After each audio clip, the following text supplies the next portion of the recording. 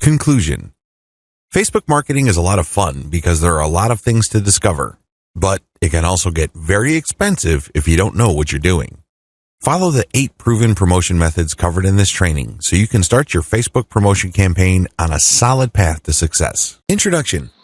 Facebook is a massive traffic monster. As of this writing, it has over 1.3 billion, and that's with a capital B, daily active users. Think about that. Over 1.3 billion people using the same website day after day. On top of this, it continues to grow.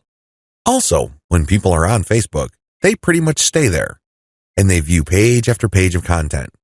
In fact, on a month-to-month basis, as of 2017, Facebook has slightly over 2 billion monthly active users.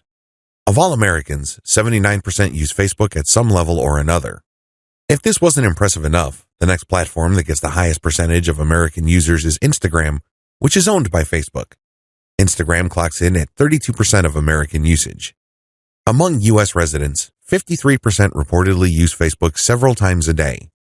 In terms of the world's total population, more than 22% of people on the planet use Facebook with some level of frequency. The point is, Facebook is a massive traffic monster. You really can't afford to miss out on Facebook and its marketing potential. If this wasn't impressive enough, wait, it gets even more mind-blowing. Once people log into Facebook, the system basically keeps tight surveillance on them. And the crazy thing is that this is all done with their permission. When you sign up for Facebook, there is a user license agreement that you must consent to. Unless you read the fine print, you wouldn't become fully aware that once you sign in, every like, comment, share, as well as pages that you liked and even ads that you clicked will be monitored by Facebook. It's as if by watching your behavior, Facebook can make educated guesses as to what your interests are and can then show you advertising that fits those interests. Sounds pretty fair, right? Well, this extends across the board. That's right. Every group you join as well as interactions on Messenger are monitored, tracked, and targeted by Facebook. This is not lightweight targeting, mind you. When it comes to fine laser targeting of demographic groups based on individual user behavior, nothing even comes close to Facebook. As awesome as these traffic statistics, advertising technologies, and promotion potential may be, I've got some bad news to report. Too many businesses still fail to fully leverage Facebook. This training teaches you the best ways to promote on Facebook. It also gives you step-by-step instructions so you can engage in Facebook marketing with a higher than average chance of success. 10 common Facebook marketing mistakes. There are very common marketing mistakes that even promotion veterans commit on Facebook. It seems like even the very best of us are not immune to these common mistakes. It's a good idea if you want to save a lot of time, effort, and money at this point to become aware of these mistakes. This will decrease the likelihood that you will probably commit these same errors. Starting off paid campaigns with a bang. Do not start off your paid campaigns with a bang. Start with a free campaign first. Build your audience organically. Get some consumer intelligence. Then you should have the information you need to put together an experimental paid marketing campaign. Start low and slow. The worst thing you can do is to jump in with a massive budget and absolutely no clue. Starting a paid campaign with an immature page. If your page is very new or there's really not that much engagement yet, you might want to hold off on a paid campaign. You simply don't have enough target audience profiling information to base a successful paid campaign on. Using mass content posters with discovery tools. Many marketers use some sort of one-size-fits-all mass promotions tool for Facebook. They would discover all sorts of Facebook groups and pages, and then they would use this tool to spam those areas. Don't do that. You're not doing your brand any favors when you do that. All you're really doing is you're spamming. It's only a matter of time until you get banned. Promoting direct affiliate links or direct sales page links.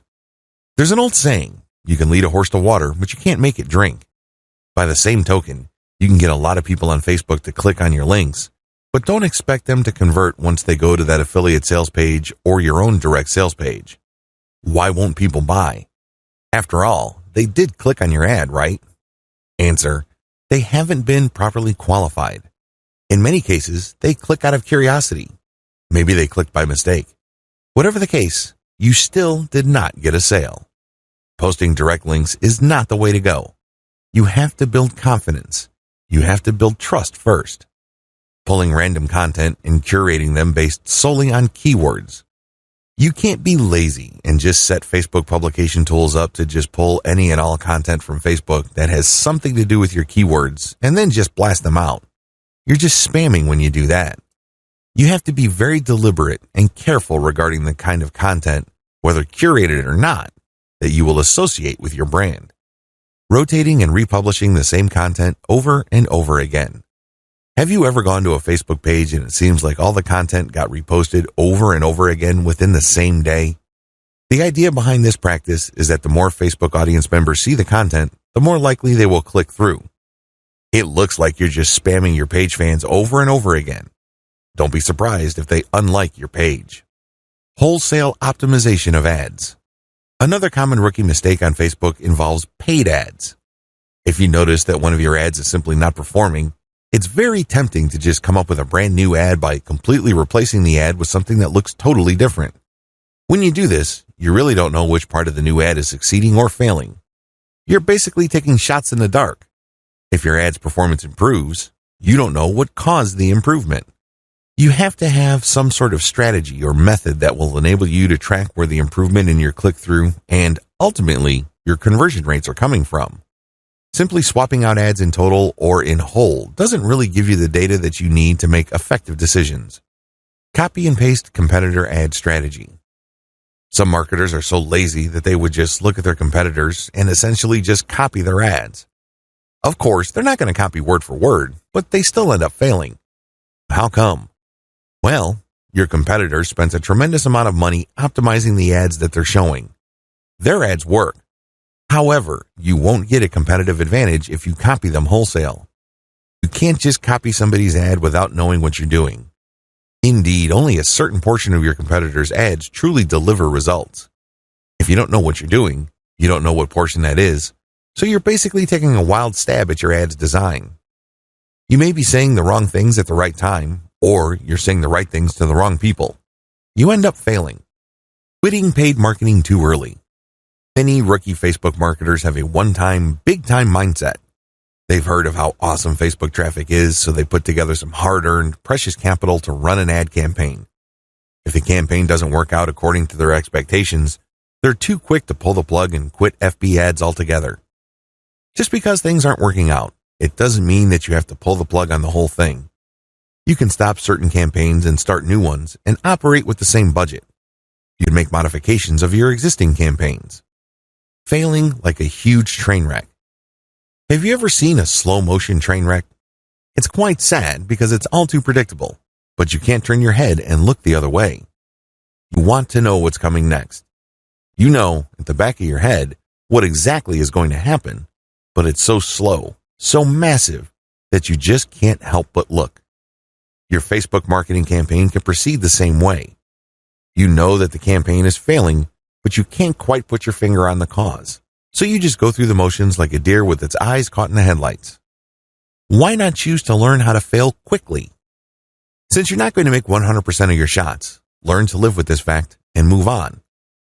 Learn to fail quickly using a tiny budget. This way, you can run many different experiments. Even though the vast majority of them are failures, that's okay. You only spend a fairly small amount of money figuring out winning ads. Please understand the nature of the 10 mistakes above. Imagine yourself being in situations where these mistakes are likely to take place. Learn how to spot them well in advance. Prepare your plan B, should you find yourself committing these mistakes. The 8 most effective ways to market on Facebook. Let's get one thing clear. There are so many ways to market on Facebook. In fact, the only limit to how you can get people to go to your website or learn about your brand or cause is limited by your imagination. As long as you can post a link to an outside site doing something on FB, that activity is a potential traffic generator. Still, regardless of the huge amount of possibilities there are to market on Facebook, 8 stand out in terms of efficiency, effectiveness, and return on investment.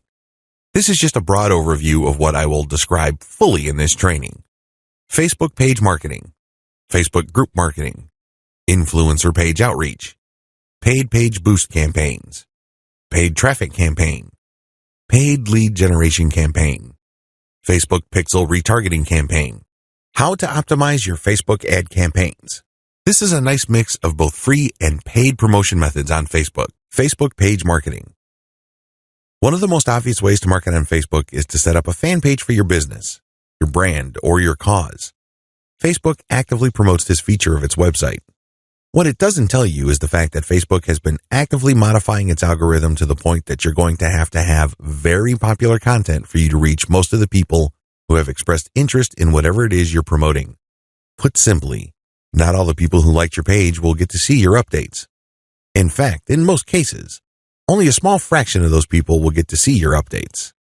Sadly, Facebook is actively working to limit the free traffic exposure you would get until you can prove to it that your content is really popular with your page's fans.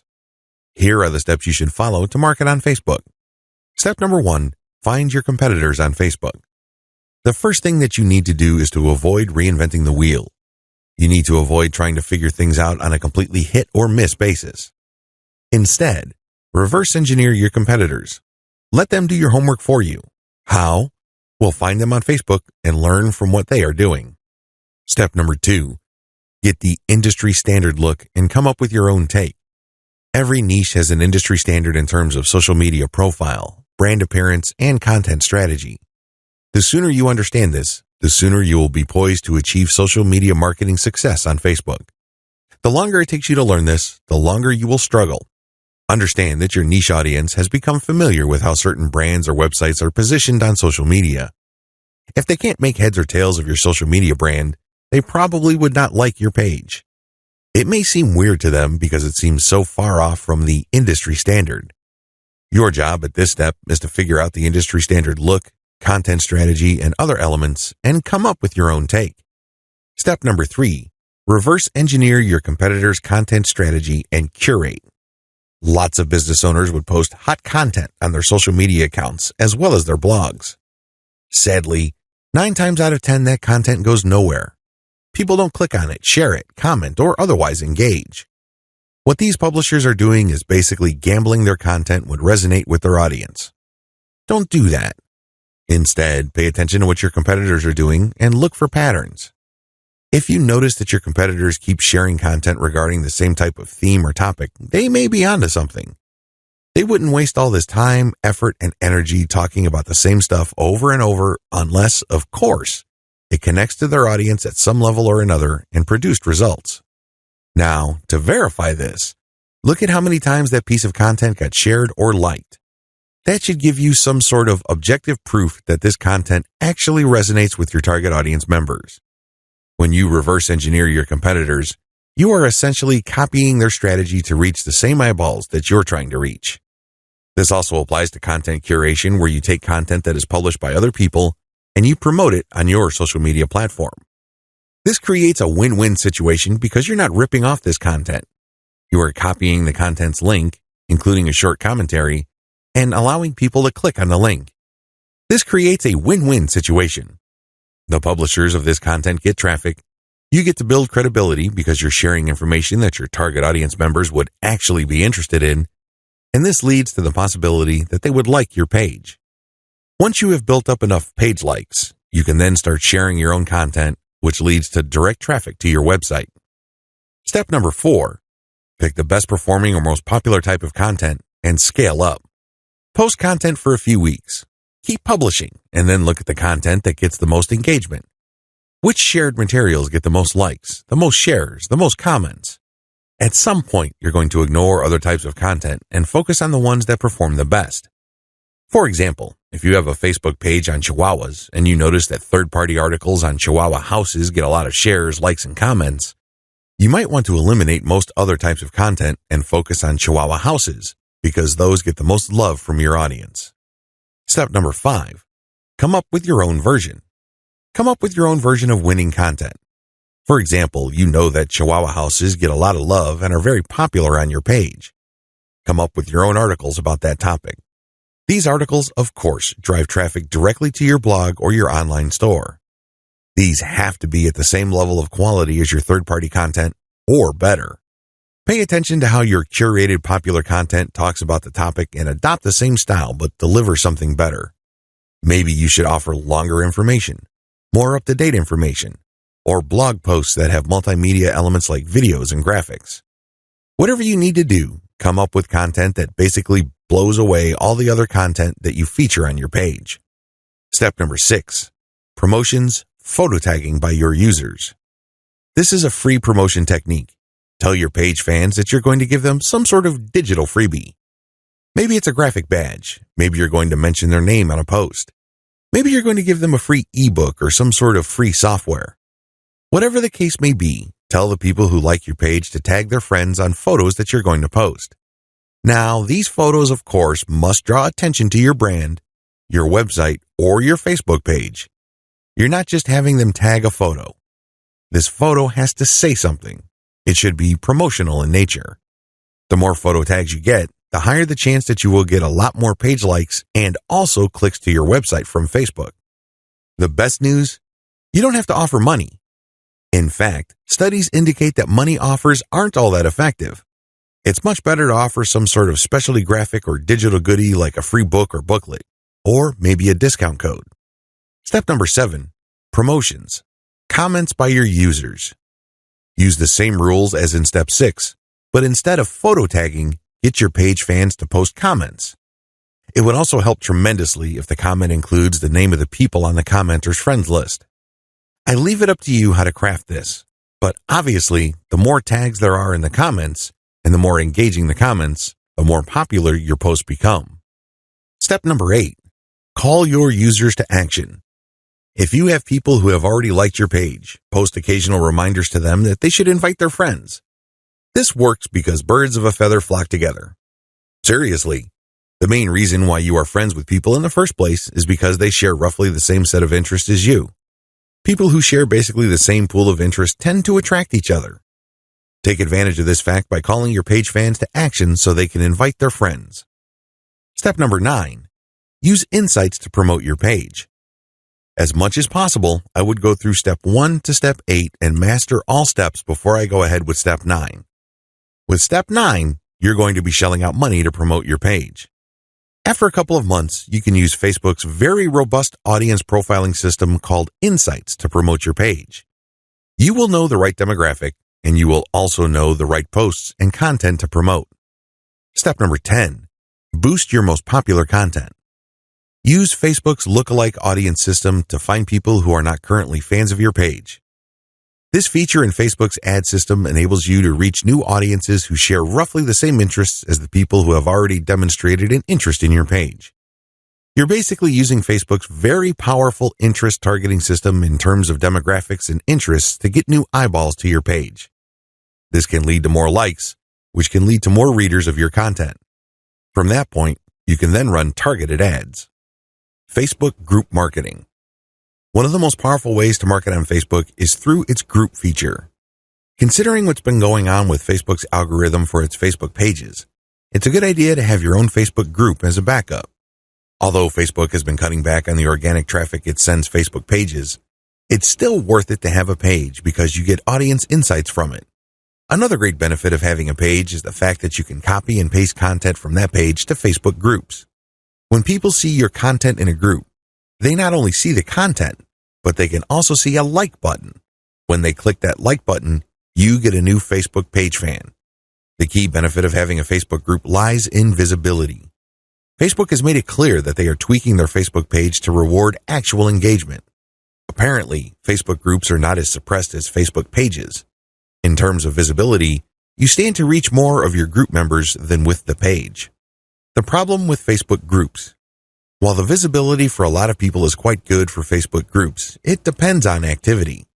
If the individual group member is not all that active in your group, maybe the person isn't liking or commenting, they're not going to get as many notifications on their Facebook update section than somebody who is active.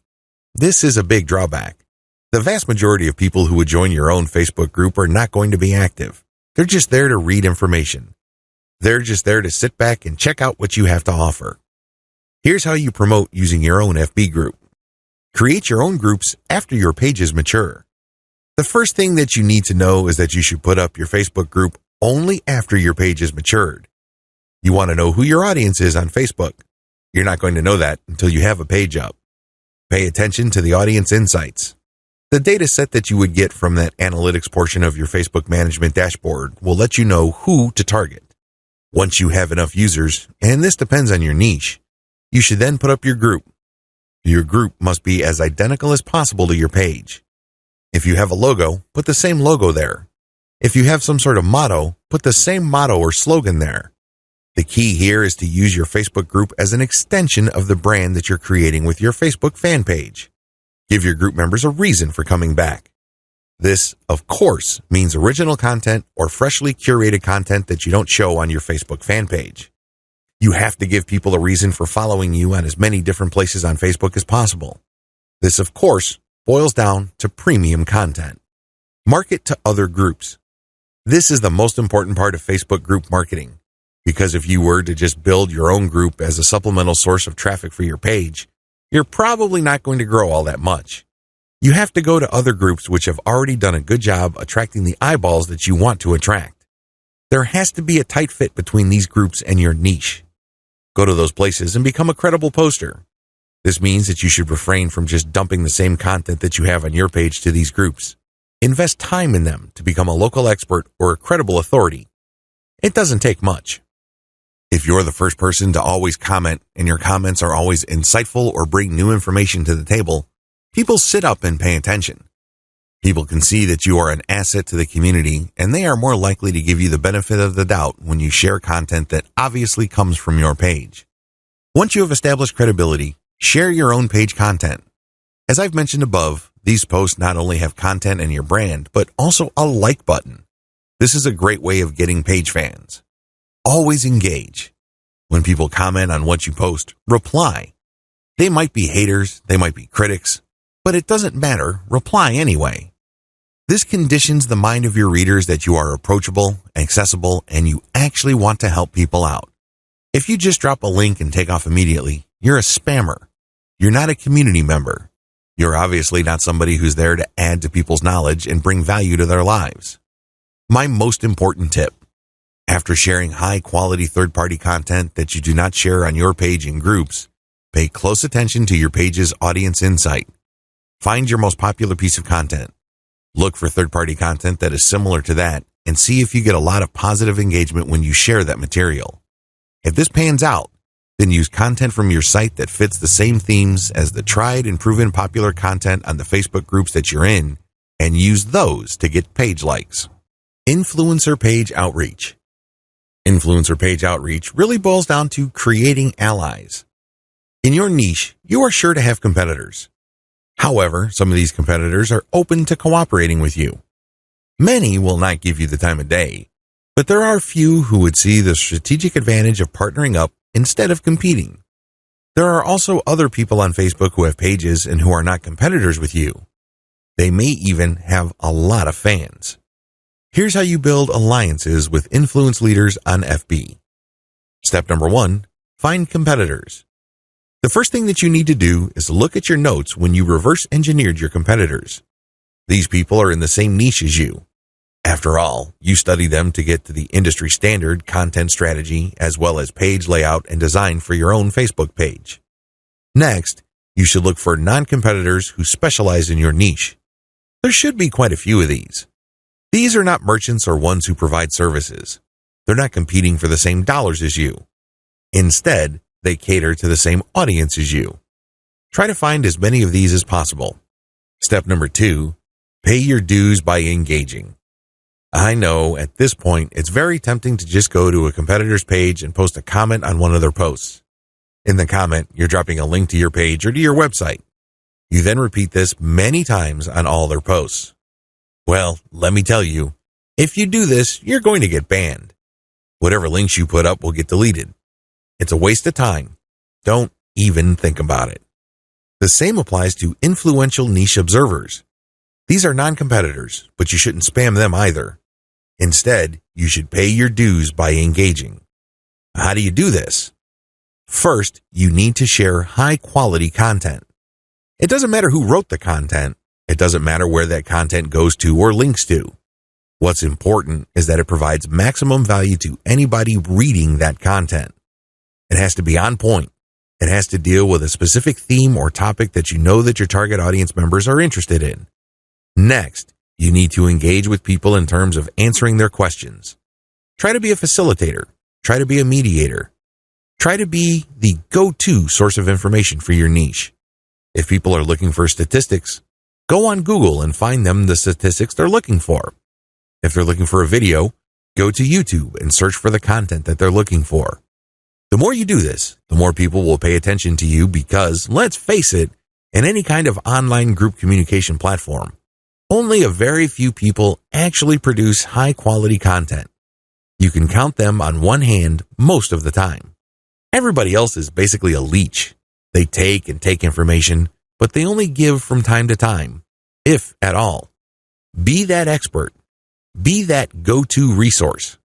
Another way you can engage is by asking questions. Now, these questions should not be very basic or dumb questions. Instead, they should be deep, insightful questions. You can also ask questions that try to tie many issues together. Many people are concerned about many different issues. When you ask questions that tie all these together, it can be very useful. You should also give feedback to people's responses. You have to do this in a respectful way. You cannot come off as a hater or somebody who's just plain negative. There is such a thing as constructive feedback. Remember, the name of the game here is to add value to the places that you're on. This means sharing information and enhancing information through proper questions and feedback. Step number 3, become credible, then reach out. At a certain point, people will start asking for you by name. People will try to reach out to you via Messenger. That's when you know that you have become an asset to these groups. That's when you know that you are on people's radars. You're not just this random person showing up every once in a while dropping a link. Instead, you're that person that helps keep these groups together. This is when you reach out. This is when you try to engage with the group admin. Usually, the best way to do this is when they engage with you. Maybe they mention your name, or they send you a message on Messenger. Whatever the case may be, try to wait for them, or reach a high enough level of engagement and acknowledgement from other community members before you reach out. What are you going to be reaching out for? Well, there are many different opportunities on the table. You can ask to swap content with your page. Most page admins don't have a problem with this. You can also ask for a shout out.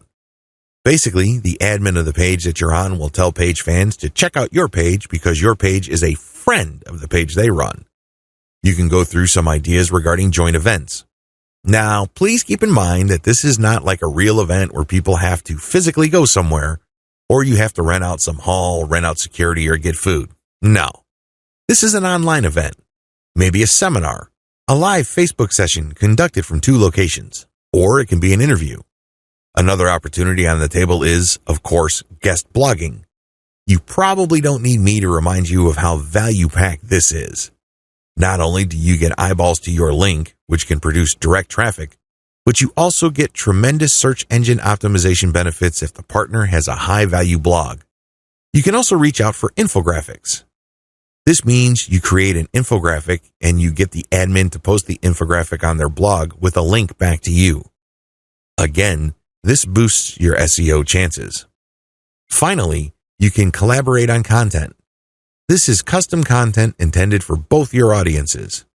Regardless of how you cut it, influencer page outreach is a very powerful way to market on Facebook for absolutely free. Seriously, your only investment is your time. And what makes it so awesome is the fact that you are leveraging the hard-won credibility and authority of your partner. They've been there before. They put in the work and the time to develop a rapport and a solid brand with the people that follow them. When they give you a shout-out or they feature your content, or they co-host an event with you, they lend you some of their fame, which makes you credible. You're no longer some random stranger who came out of nowhere. Instead, people get this idea in their minds that if somebody they respect and admire recommends a new person, then I'll give that new person a shot. Maybe that new person is worthy of my admiration and respect. Building alliances with influential niche players is definitely worth doing. But please keep in mind that it does take time. However, if you are passionate about your niche and you view your Facebook marketing business as a real business, then this should not be a problem for you. Paid Page Boost Campaign. Another way you can get a lot of traffic from Facebook is by using a paid page boost. Basically, you are paying for the promotion of your page. This is different from a page post boost. You're not promoting the content of your page, you're promoting the page itself. This is a great way to get page likes and to broaden the statistical demographics of your page. And why is this important? Why is it a big deal that you get a broad statistical demographic snapshot of people truly interested in whatever it is you are promoting? You have to understand that Facebook works best when you target people by their interests. This is a bit tricky because if your page is statistically inaccurate as far as your niche is concerned, you probably would have a very faulty set of targeting parameters. You're not quite there when it comes to getting the interest of people you're trying to reach. This is why it's crucial that your page gets a truly honest snapshot of the range of interests as well as demographic information of the people who are actually interested in whatever you are promoting. This is hard to achieve if you are just promoting your page organically. Maybe you're not putting in that much time in getting the word out about your page. Perhaps you are just sharing the word on several groups that may not line up, demographically speaking, with your niche. Whatever the case may be, there might be a blind spot there. This is why I suggest that at least at a minimal level, engage in some sort of paid page boost campaign. Make sure your page is mature enough before you launch a paid page boost campaign. Make sure that your page has been around for a long enough time for it to build up enough user insight as well as engagement levels for you to accurately target the demographic you should begin with. This is important. If you're able to pull this off, then your demographics will help you run more successful campaigns involving your content or your direct traffic campaigns. These are campaigns that direct traffic from Facebook directly to your target website. You're going to do that primarily using a lookalike audience campaign. Make sure you're ready for a sponsored page ad buy. When you're buying a sponsored page ad campaign, make sure your page looks good. Make sure you're sending the right signals both in terms of graphics and text. You don't want to waste your money, so make sure that at least everything looks like it's ready to go. There has to be enough solid content on your page. This increases the likelihood that you will get a decent amount of page likes. Where does all this lead to? As I have mentioned above, if you get a lot of page likes, you will be able to target your intended audience better. In addition to that, you may be able to increase your reach because the more people that like your page, the bigger your base visibility becomes. If a lot of those people actively engage with your content, that percentage increases, but you're still dealing with the reality that your content will only reach a fairly small percentage of the people who have expressed interest in your content.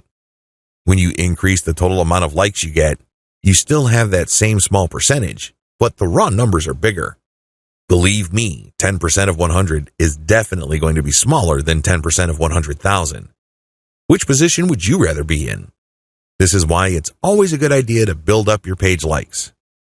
Hand in hand with this is the fact that you can profile your users better, as I've mentioned above. This higher level of profiling paired with better content management and targeting on your part can lead to more content visibility. How come? Well, your reach can increase because of higher engagement levels. If you pay attention to what kind of content people really like on your page, and you produce more of that content and you fine-tune it so people are more likely to engage with it, this can increase your organic reach. This makes your content more visible. What is engagement? Well, people can share your stuff. They can like, they can react, they can comment. Whatever the case may be, get them to do it. And the best way to do this, of course, is to make sure that the right people are attracted to your page and you put the right content in front of the right eyeballs. Unfortunately, this doesn't happen overnight. It is neither smooth nor easy. It's one of those things that you figure out on your own on a trial and error basis. But you do have powerful tools like Facebook's Audience Insights to see which content is resonating with your audience members. You can't just set this up and forget about it. You have to actively monitor it. You have to look for patterns. But the crucial ingredient to all of this is that your page gets enough likes.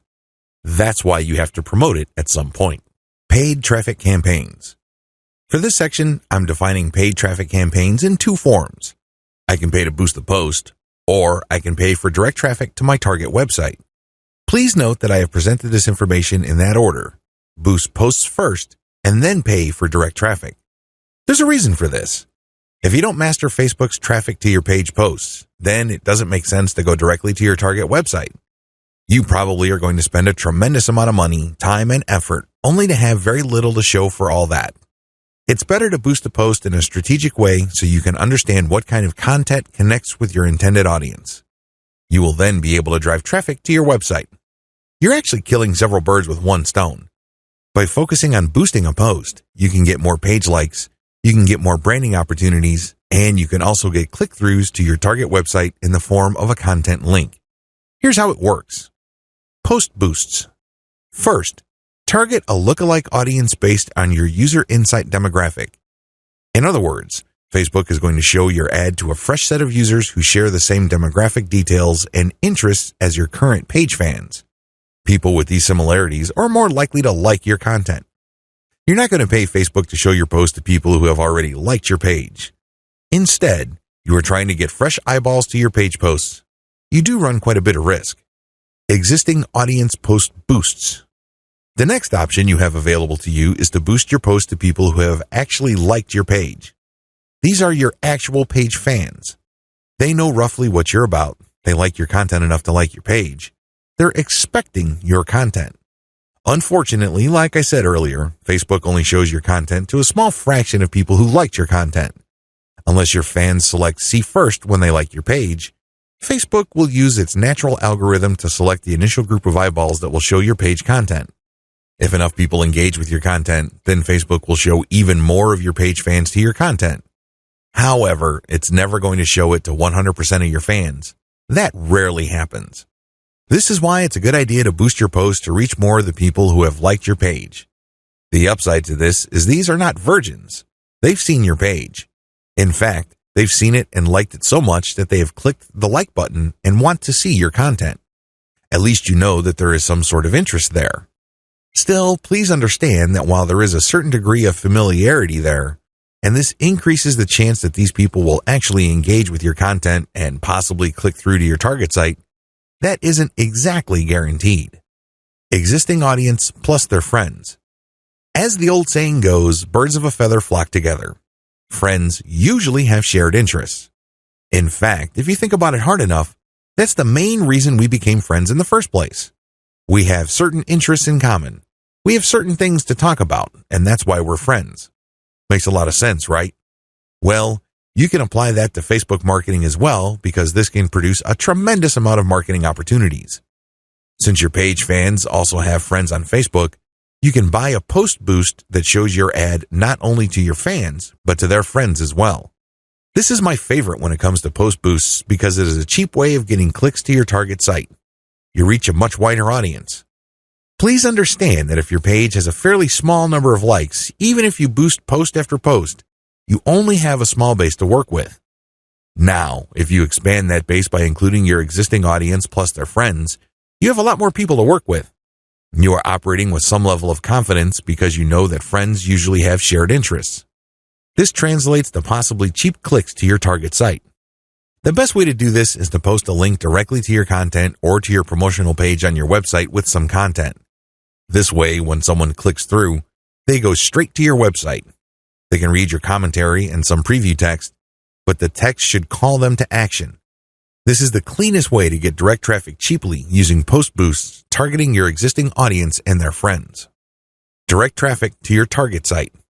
The next option is to promote a target URL directly. It doesn't show a post from your page. It just goes directly to your target website paired with a picture. This is the direct traffic option on Facebook. To become successful with this, you have to use the lookalike audience based on your engaged users' insight data. In other words, your Facebook page should be mature enough for you to get solid consumer intelligence that you can then use to target potentially interested audiences on Facebook. That's the best way to do this. There are other ways. You can run raw targeting. Basically, you're not relying on user insight. Instead, you're just looking for an age range and a geographic location. You're also using gender. In certain situations, this may pay off.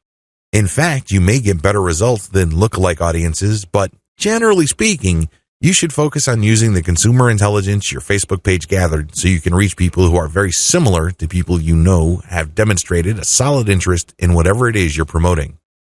Best practices. Use them to boost your results. First, run small tests. This enables you to fail quickly. People who really know their way around Facebook run campaign after campaign after campaign until they're able to connect the dots and come up with a campaign that actually works. This is why you need to run small, cheap tests so you can easily see which campaigns are working out and which ones have failed. Next, make sure your budget is low. Usually, when I run a $1 campaign, that is good enough for me. $1 a day for 7 days a week, that is good enough for me to see if an ad has potential. So, I would run several ads. We're talking about $70 for 10 ads running at the same time. Third, focus on what works. Let me tell you, when you run many small tests, the winners stand out. Either they get clicks or not. That's the bottom line. However, at this stage, you're not just looking for clicks. You're not just looking for an ad campaign that gets a lot of attention. Instead, you're also going to look for an ad campaign that actually delivers conversions. You're going to have to set up your Facebook pixel to your target website so you can track whether traffic from Facebook went all the way through. I'm not just talking about traffic produced when people click on your link and they go to a content page and they leave. That's worthless. That's not going to help you. That traffic has to go to the content page, go to the sales page, and eventually make it to the shopping cart. That's when you know your campaign actually has traction. Focus on what works. Focus on what gets a high click-through rate paired with a conversion rate. However, to get there, you're going to have to burn through many ads. This is not going to jump out at you. It's not going to be obvious. It's not going to be easy. Once you have identified that ad and you've fine-tuned it, then scale it up. That's how this works. Basically, you focus on what works and then pour real money into it. Paid lead generation campaigns. Did you know that on Facebook you can collect email? That's right, you can collect leads. It's pretty straightforward. You can run ad campaigns with a lead collection button. It can be find out more, sign up, or other language. Regardless, if you're running this type of campaign, it must be highly targeted. It's really important that your targeting is spot on. I put this part of Facebook ad marketing at this point in the list of marketing methods because this takes quite a bit of work. You should be quite familiar with Facebook before you even try this. You should know your way around Facebook's ad system before you engage in paid lead generation because it can get quite expensive. If your ad doesn't get many clicks or it's super finely targeted, you don't really have that many people to work with, and this can drive up your costs. You have to know how to optimize your ad campaigns on Facebook for this to make sense. You can optimize on many levels. There are 3 levels you can optimize. Level 1, you can tweak the freebie you're giving away. This is the free stuff that you're giving away, so people are motivated to enter their email address into your form. Maybe you're giving away free membership access. Perhaps you're giving away a booklet or a book or a report, a set of templates, a set of graphics, possibly even giving away software or a mobile app. Whatever the case may be, you are giving out freebies, and you need to optimize these. What I mean by that is the freebie that you give must motivate the most people in your target audience to sign up for your mailing list. This is not easy. You cannot assume that just because you think that your booklet is awesome or is the next best thing since sliced bread doesn't automatically mean people will agree with you. It doesn't work that way. You may have to switch from one freebie to the other until you get a high enough sign-up rate that would tell you that the freebie that you have selected is the right one. Thankfully, this is fairly easy to do with Facebook. You basically run different ads that offer different premiums. Level 2. Level 2 optimization focuses on optimizing your ad copy. As I've mentioned above, lead generation campaigns on Facebook can and do get very expensive. It seems like you're doing all this for basically a handful of emails. This is why it's really important to make sure that you run a fully optimized campaign to get the most results. How do you do this? Well, you optimize your ad copy on an elemental level. Still, I want you to get a heads up this early on regarding the amount of optimization that you would have to do. It is quite intensive. You can't leave things at a surface level. That's just not going to work. Level 3. Level 3 involves optimizing based on conversions. When people click on your Learn More or Sign Up button, they're shown a form. You're going to have to keep tweaking that form to say what it needs to say to convert as much of your traffic into list members as much as possible. This takes quite a bit of time, and attention to detail. Again, you have to run these experiments while minimizing your costs. Once you find out something that works, optimize it to increase its level of conversion. Once you have picked a winner that cannot be optimized any further in terms of conversion rate improvements, that's when you scale up. That's when you pour in the dollars to reach as many people as possible to boost your mailing list sign up. Facebook Pixel Retargeting Campaign. Facebook enables you to put their tracking pixel on your website. It will then track where people go on your site.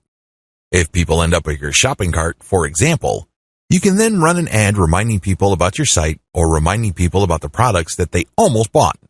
They see these ads on Facebook. Whatever the case may be, Facebook Pixel Retargeting gives you another bite at the apple. One of the biggest problems with e-commerce is that prospective buyers abandon their shopping carts. A large chunk of these buyers simply decide at the last minute or at some point in the buying process to dump their shopping cart. They don't follow through. This is where the retargeting campaign begins. It's basically a way of reminding people who have already expressed an interest in whatever it is you're offering to come back. If anything, you recycle traffic that you have gotten from Facebook. Another benefit of this technology is that it pulls traffic from Facebook that you did not get from it originally. For example, if you did an independent marketing campaign completely free of Facebook, but you put a Facebook retargeting pixel on your page, when people from that independent campaign, maybe it's a forum promotion or search engine optimization or another social media platform or whatever source, go back to Facebook to check their accounts, your ad will show up. Sounds awesome, right? These are all possible through a Facebook Pixel retargeting campaign. There are 2 steps to it, and it's pretty straightforward. Install Facebook Pixel on your website. The first thing that you need to do is to install the Facebook tracking pixel on your site. To do this, you just go to Facebook's business section and look for their pixels instructions. It's pretty straightforward. Even if you're using WordPress as your content management system, installing Facebook Pixel is a breeze. Next, you need to make sure that you drive traffic to your site. This means that you have to let traffic flow to your site for quite some time before you launch a retargeting campaign. It's not a good idea to launch a campaign as quickly as possible. You have to have enough targeting pixels installed in people's browsers for this to make sense. Otherwise, there are just not enough people to work with. Now, keep in mind that if you are in a niche that has generally low traffic levels, then you would have to conduct your campaign even though the overall traffic flow to your website is fairly low. Run ads on Facebook for retargeting. The ads that you're going to run for Facebook Pixel retargeting are going to be a bit different from the normal boosted posts or picture links that you run on Facebook. Instead, these are going to try to achieve 2 things. You can remind people about what they did. Maybe they wanted to buy something, but they changed their mind at the last minute. Perhaps they were reading some sort of conversion article and were about to enter their email address, but they didn't. Whatever the case may be, you're reminding them to come back to what they were doing before. The other thing that you can do with your Facebook Pixel retargeting campaign is to pull people deeper into your website. Usually, a website is composed of 2 parts. The first layer is the content layer, meaning you're trying to get people to know about the problem, like your particular solution, and eventually trust the solution enough so they can buy. The other part, of course, is pretty straightforward. It's all about buying. But there's a complication. A lot of people would go through the content layers, but they never make it through to the actual buying part. They never make it to your conversion page. This is where retargeting ads that pull people deeper into your website makes a lot of sense. For whatever reason, somebody reading an article on your site decides to close the window and get out of your site. You can run ads that tell them about content, but another piece of content that is related to what they were reading before. This pushes them further down the conversion funnel. Alternatively, you can run an ad that promotes your conversion page. Basically, what you're saying to the prospect is you figured out what my website is about, and you have a clear understanding of what I have to offer. Maximizing your results from Facebook Pixel retargeting. I suggest that if you want to maximize the results you get from retargeting, promote your squeeze page. That's right. Promote the page that recruits people to your mailing list. Usually there's some sort of freebie. There's usually some sort of book or booklet that you're giving away so people can enter their email address. Whatever the case may be, push the squeeze page. Don't dump them to your sales page unless, as I have mentioned above, they actually reached your shopping cart or conversion page and changed their minds at the last minute. That's pretty much the only situation where you should retarget showing an ad that goes directly to the conversion page. Other than that, convert them to sign up for your mailing list. It's your mailing list with its many chances of gaining attention, building trust, and gaining credibility, which will actually do the heavy lifting as far as converting that prospect into an actual sale. How to optimize your Facebook ad campaigns. Follow the steps below so you don't overthink things and make bad decisions when optimizing your FB ads. Reverse engineer your competitors and come up with a standard model. If you have a personal account, find your competitors and like their pages. Before you know it, you'll start seeing ads either from your competitors themselves or from businesses that are very similar to your competitors. Pay close attention to these ads. Reverse engineer them to find the standard model for these ads. In other words, go through as many of these ads as possible and get a clear understanding of what kind of pictures, headlines, and text they use. Also, if they are mostly promoting posts, pay attention to that. Whatever the case may be, look at what they're doing and see common patterns. Focus on the most commonly used strategies because this gives you the industry standard model. Don't get sidetracked by ads that seem so different, so new or so innovative because if they are so different from the industry standard model, they're outliers. There's a high chance that those ads do not convert. Come up with your own version and test with a low budget. Test with a low budget. You don't want to burn through a tremendous amount of cash during the testing process. There will be a time and place for you to get crazy with the budget, but now is not the time. Create variations and test. Now that you have come up with your own version of the standard model, create variations of it and then run low-budget tests. Do not do this randomly. Do not do this based on your feelings or impulses. Instead, you have to follow certain rules on how to create variations. Otherwise, you wouldn't know which part of the ad accounts for its greater success. I've seen this happen many times. In fact, I've committed this mistake before. I would take an ad and test it. I would notice that it's not getting that many clicks, so I'd change half of the ad. Maybe I change the picture and then the headline, or I would change the heading and the description.